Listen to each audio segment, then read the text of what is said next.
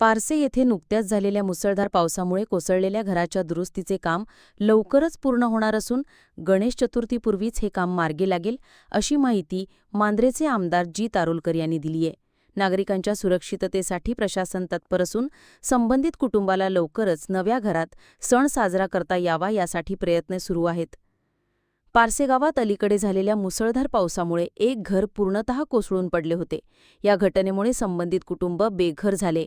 मात्र आता या घराच्या दुरुस्तीचे काम वेगात सुरू असून गणेश चतुर्थीपूर्वीच काम पूर्ण होईल, अशी माहिती आमदार जी. तारोलकर यांनी दिली आहे. आरोलकर यांनी स्वतः घटनास्थळी जाऊन पाहणी केली असून स्थानिक प्रशासनाच्या मदतीने हे काम तातडीने पूर्ण करण्याचं आश्वासन दिले आहे. गणपतीसारखा आनंदाचा सण या कुटुंबासाठीही सुखाचा ठरावा यासाठी शासन यंत्रणा सज्ज झाली आहे.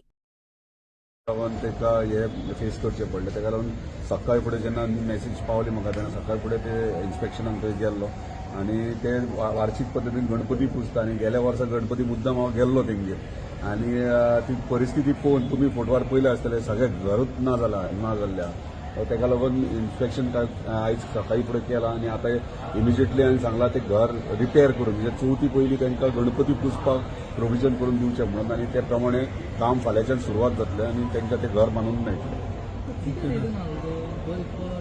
ना पळय मातयेचे पारे आसले कारणान ते कंटिन्यूस पावस पडलो जाल्यार ते फुगतातूच. म्हणजे आतां आमी फातरांनी बांदतात सो तेका काय ना. पयलींच्या टायमार मातयेचे पारे आसलेले सो ते पोरणे ओल्ड घर तेंचे आनी तेका लागून ते कंप्लीट कॉलेप्स जावन पडला. हावजिंग बोर्डाचे